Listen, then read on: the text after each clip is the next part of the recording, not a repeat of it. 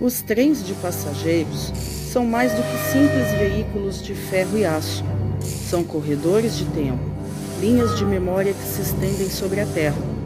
Carregam em seus vagões não apenas corpos que se deslocam, mas também sonhos, esperas e silêncios. Cada assento ocupado é uma pequena narrativa em movimento. Cada janela emoldura um país que passa e, ao mesmo tempo, escapa. Há algo de poético na cadência dos trilhos, um compasso repetido que embala pensamentos, conduz reflexões e abre espaço para o devaneio. O trem é talvez o meio de transporte que mais se aproxima da literatura, porque se move em linha, mas permite ao espírito divagar em curvas. Nele, o viajante não apenas chega, mas, sobretudo, atravessa, experimenta o entremeio, o intervalo entre a partida e o destino. Os trens de passageiros são feitos de encontros fortuitos, olhares que se cruzam e por vezes se evitam, de histórias sussurradas em conversas de corredor, de confidências que se diluem no ruído metálico das rodas. São lugares de anonimato e intimidade ao mesmo tempo, em que o passageiro é espectador de vidas alheias e protagonista da sua própria travessia. E há também o saudosismo que os envolve. Cada estação lembra uma despedida ou um recomeço. Cada apito distante ecoa como uma voz antiga, chamando os viajantes para longe ou trazendo lembranças de um tempo em que o país era entrelaçado por trilhos. O trem de passageiro é memória viva da modernidade que já foi novidade e da tradição que insiste em permanecer. Quando o trem parte, arrasta consigo mais que malas, leva segredos, esperanças e nostalgias. Quem viaja nele experimenta a rara sensação de estar em trânsito e ainda assim em repouso, como se a vida por instantes pudesse ser vivida ao ritmo do ferro, da passagem e do pensamento.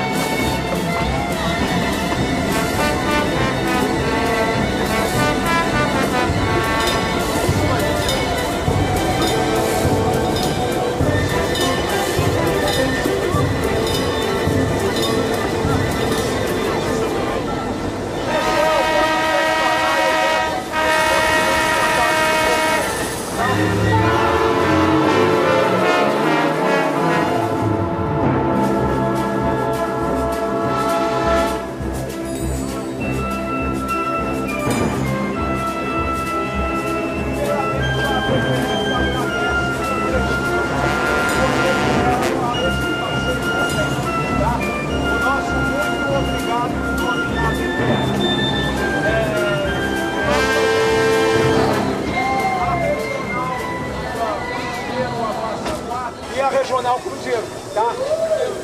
Nós temos um trem na cidade de São Lourenço, para quem gostou dessa viagem. É uma viagem maior, são 10 quilômetros, que dá 20 quilômetros ida e volta, tá? nós temos passeios aos sábados e domingos. E nós temos também na cidade de Passa Quatro, tá?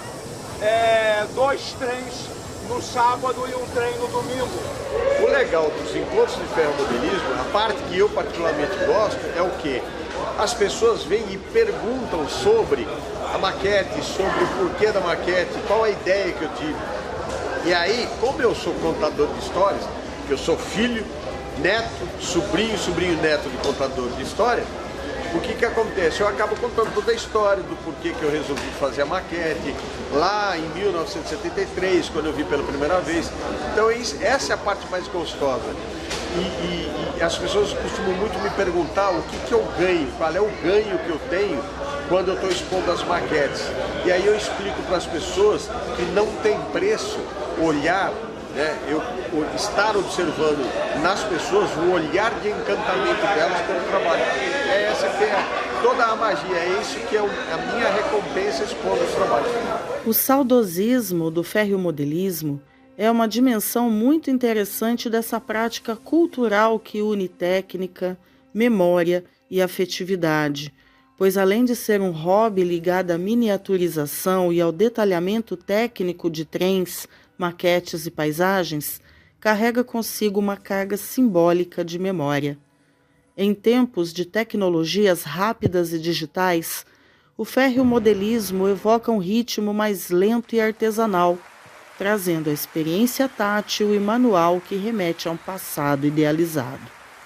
Esse saudosismo não é apenas pessoal, mas também histórico e social, porque muitos clubes e associações atuam em conjunto com museus e entidades ferroviárias, preservando a memória dos trens como parte da identidade cultural dos povos. Não se pode negar que há algo de profundamente mágico em observar um trem em miniatura percorrendo seus trilhos, atravessando paisagens cuidadosamente construídas em escala reduzida. O ferromodelismo não é apenas um hobby, é um gesto de recriação do mundo, uma arte silenciosa que une técnica, imaginação e memória. Cada maquete é um universo condensado. Os trilhos que se cruzam em curvas e retas são linhas de tempo, fios de destino. As estações, os túneis e os viadutos não existem apenas como objetos de plástico, madeira ou metal, mas como portais de lembranças. Muitos modelistas carregam na ponta dos dedos recordações de viagens de infância, sons de locomotivas distantes, cheiros de carvão ou diesel que marcaram a vida em algum momento. Nesse sentido, construir uma ferrovia em miniatura é também reconstruir a própria história. Mas a magia não se restringe só à nostalgia. Ela reside também na minúcia, a paciência de colar cada árvore, de pintar cada casa, de ajustar os circuitos elétricos que animam a composição, faz do ferromodelismo uma forma de meditação. É o tempo desacelerado, contraposto ao ritmo frenético das cidades, que permite mergulhar no detalhe e encontrar a beleza no diminuto. A cada peça posicionada, o modelista participa de um ritual de criação que aproxima arte e engenharia. Além disso, há um encantamento coletivo. Reunidos em encontros e exposições, os ferromodelistas compartilham técnicas, truques, histórias. Cada maquete se torna palco de narrativas inventadas. O trem que chega na hora exata, o passageiro que nunca perde sua viagem, o vagão que transporta segredos. Para o observador, não é apenas uma miniatura que corre nos trilhos, é um fragmento de mundo que pulsa com vida. O ferromodelismo é, em última instância, um exercício de imaginação e de resistência. Num tempo em que tudo tende ao virtual e ao efêmero, ele nos convida ao tátil, ao durável, ao concreto, e talvez seja essa sua maior magia, lembrar-nos de que, mesmo em escala reduzida, ainda é possível recriar o mundo com as próprias mãos. O passageiro deixava no Piraquama e começava a subir a serra. No meio da subida da serra, ela acabava encontrando com a outra que estava descendo. Essa que estava descendo engatava no carro de passageiro, que lá na Estrada Ferroviária como jornalista chama de carro clássico, e levava esse carro clássico lotado de passageiros de volta para Pina. Foi mais. Alexandre Serapião, a ideia de fazer a rotunda partiu do quê? Então, partiu do amor que eu tenho pela cidade e do amor que eu tenho pelo ferromodelismo. Eu acabei me tornando um ferromodelista, entre aspas, meio sem querer. Quando eu era pequeno, eu vinha todo mês para cá, com a minha avó, receber no trem pagador, e eu fazia todos os trajetos de São Paulo a Cruzeiro de trem. E aí, aos 7 ou 8 anos, minha mãe me deu o primeiro trem da Atma. E aí eu acabei me tornando, o que eu vim saber depois, que é o ferromodelismo. E aí o que acontece? Eu sempre venho para Cruzeiro, férias de janeiro e de julho, sempre trazia meus filhos. E um belo dia teve a extensão da Rua 3, porque a gente só conhecia a Rua 4, a rotunda, por trás, que era pela Rua 4, que era a entrada e saída de Cruzeiro. Aí a Rua 3 passou a ser a entrada. E um belo dia, eu vindo para Cruzeiro, eu me deparei com a rotunda. Eu falei, nossa, que prédio maravilhoso. E aí veio essa ideia de juntar a rotunda, o amor para o Cruzeiro, com o ferromodelismo e fazer esse projeto. Inicialmente ia ser só um diorama da rotunda, e aí a gente acabou agregando muitas pessoas na equipe, e a equipe deu a ideia de fazer uma maquete. E aí eu confesso que eu dei o passo maior que a perna, mas não me arrependo por isso, e hoje eu estou com a maquete montada. E ela é toda feita na impressora 3D? A maioria das peças, sim. Hoje, 100% sim. Eu tenho mais peças para poder estar fazendo. A gente está diversificando. Uma delas é essa própria estação que a gente vai estar fazendo em MDF.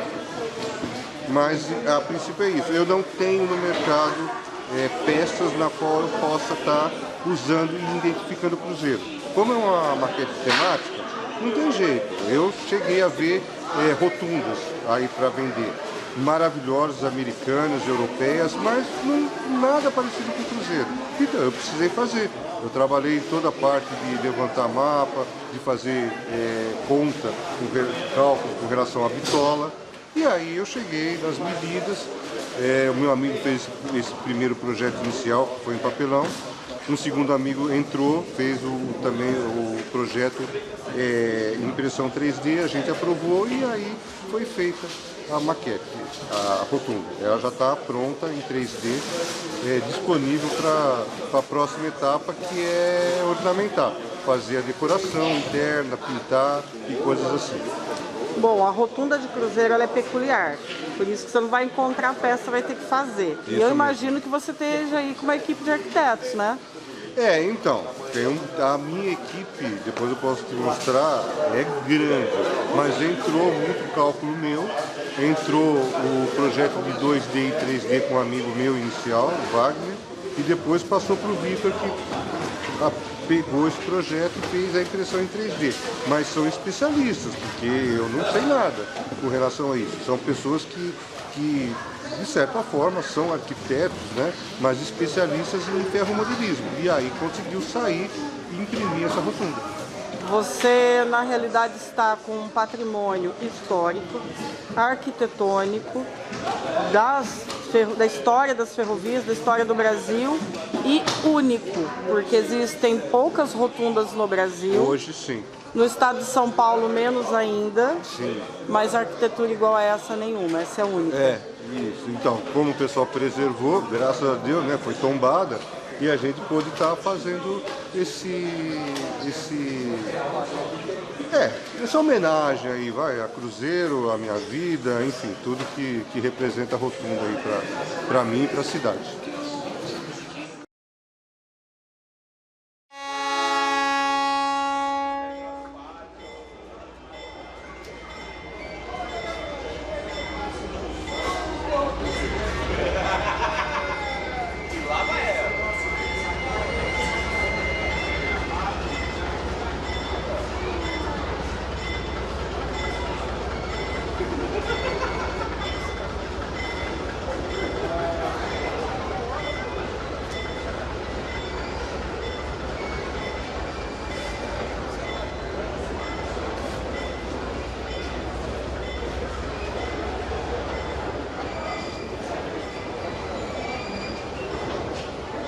falei para ele,